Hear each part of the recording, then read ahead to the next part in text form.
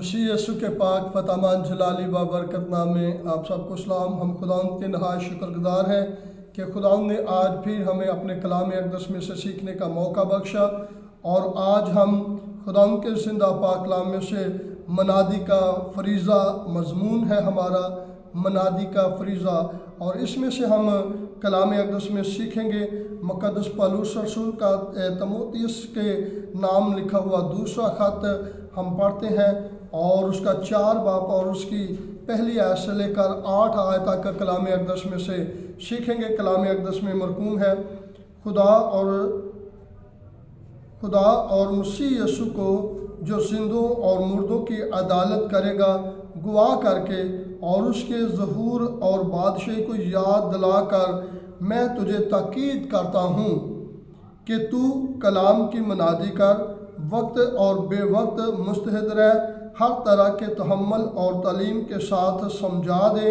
اور ملامت اور نصیحت کر، کیونکہ ایسا وقت آئے گا کہ لوگ صحیح تعلیم کی برداشت نہ کریں گے، بلکہ کانوں کی کھجلی کے باعث اپنی اپنی خواہشوں کے موافق بہت سے استاد بنا لیں گے، اور اپنے کانوں کو حق کی طرف سے پھیر کر کہانیوں پر متوجہ ہوں گے۔ مگر تو سب باتوں میں ہوشیار ہے، دکھ اٹھا، بشارت کا کام انجام دے، اپنی خدمت کو پورا کر، کیونکہ میں اب قربان ہو رہا ہوں اور میرے کوچ کا وقت آ پہنچا ہے۔ میں اچھی کشتی لڑ چکا، میں نے دوڑ کو ختم کر لیا، میں نے ایمان کو محفوظ رکھا۔ آئندہ کے لیے میرے واسطے راست بازی کا وہ تاج رکھا ہوا ہے جو عادل منصف یعنی خدا مجھے اس دن دے گا، اور صرف مجھے ہی نہیں بلکہ ان سب کو بھی جو اس کے ظہور کے آرزومند ہے۔ خدا ان کے مقدس پاک کلام پڑھے جانے اور سنے جانے پر خدا ان کی برکت ہو۔ ہم کلام اقدس میں سے سیکھتے ہیں کہ مقدس پولس رسول جو ہے وہ اپنے شاگرد تیموتھیوس کو، جو تیموتھیوس ہے یہ ایشیا کوچک کا مسیحی نوجوان ہے، اور اس نے خدا یسوع مسیح کو اپنا شخصی نجات دہندہ قبول کر لیا، اور اس کی ماں یہودی اور باپ یونانی تھا، اور یہ یسوع مسیح کو قبول کرنے کے بعد مقدس پولس رسول کا فرزند اور شاگرد یہ بن گیا، اور مقدس پولس رسول ہر وقت اس کی حوصلہ افزائی کرتے رہے۔ مقدس پولس رسول اسے تنبیہ کرتے رہے، وفاداری کے ساتھ اور ایمانداری کے ساتھ زندگی کے ایام گزار، اور مسیح یسوع کے کلام کو دنیا تک پہنچا، اور وہ اپنے شاگرد کو، اپنے دوست کو یہ تنبیہ کرتے ہیں کہ خاص طور پر بے وقوفی اور نادانی کی حجتوں سے تو باز رہ اور ان سے کنارہ کر۔ اور مقدس پولس رسول جو ہے وہ اپنی شہادت سے پہلے، کیونکہ یہ اس وقت جو ہے یہ قید و بند کی صورتوں میں ہے، قید میں یہ ہے، اور قید میں اپنی اس خدمت کو یاد کرتے ہیں، چونکہ کلام بیان کرتا ہے۔ مقدس پولس رسول نے 30 سال تک خدا یسوع مسیح کی خدمت سر انجام دی، انجیل کی منادی کرتا رہا، اور منادی کا فریضہ سر انجام دیتا رہا، اور اس نے 30 سالوں میں ہر قسم کے دکھ، ہر قسم کی مصیبت پریشانی کا سامنا کیا۔ اگر اسے سنسار کیا گیا، اسے سمندر میں ڈال دیا گیا، اور اس کے ساتھ ظلم ستم کیے گئے، جاڑوں میں اس نے وقت کو گزارا، لیکن ایک ہی مشن تھا کہ میں خداوند کے کلام کو زیادہ سے زیادہ لوگوں تک شیئر کروں، اور کلام ہمیں سکھاتا ہے کہ اب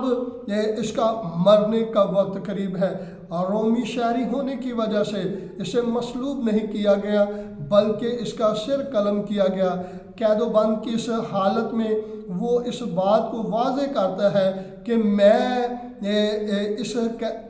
اور ہم اگر کلام میں سیکھتے ہیں پطرس رسول جو ہے، مقدس پطرس رسول جو ہے وہ ایک یہودی شخص ہے، اور یہودی شخص کو اسے مصلوب کیا گیا، یعنی کہ صلیب پہ چڑھایا گیا، اور مقدس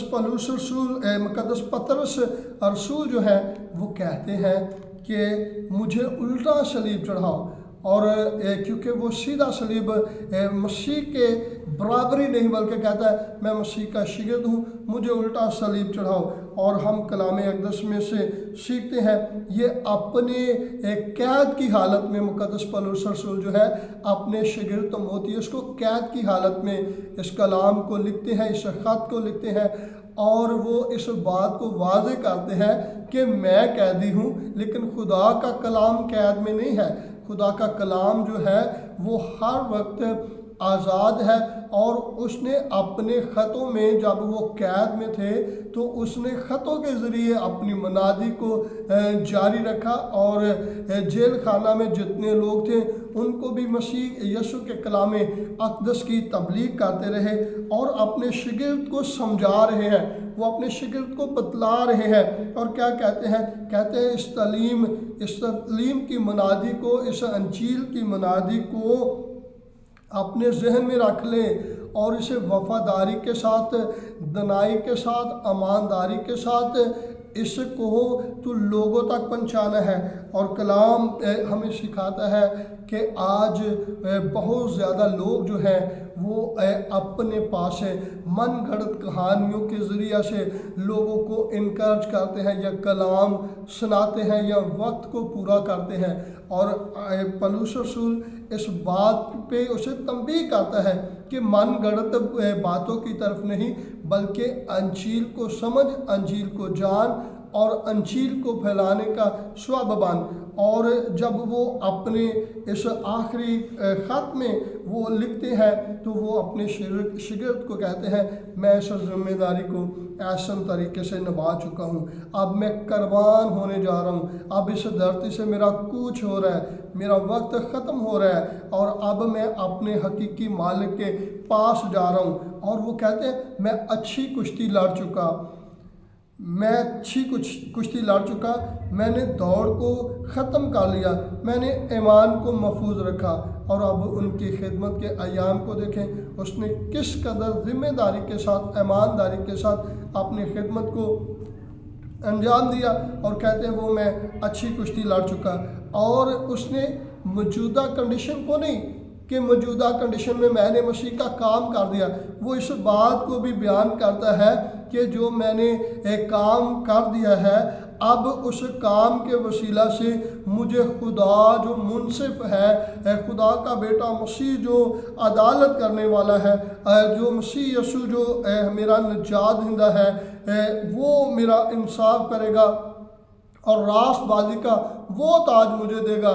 جو خدا نے اپنے مقدس لوگوں کے لیے رکھا ہے۔ اور وہ اس بات پہ ایمان میں مضبوط ہے، کہتا ہے صرف مجھے ہی نہیں بلکہ خدا ان تمام کو بھی جو مسیح پر ایمان رکھتے ہیں وہ تاج دے گا۔ اور یاد رکھیں ایماندار مسیحی بہن بھائیوں، ہم اس کلام اقدس میں سے سیکھ رہے ہیں، ہم نے سیکھ رہا ہے کہ کس طرح ہم نے ذمہ داری کے ساتھ اس کلام کو سمجھنا ہے، پڑھنا ہے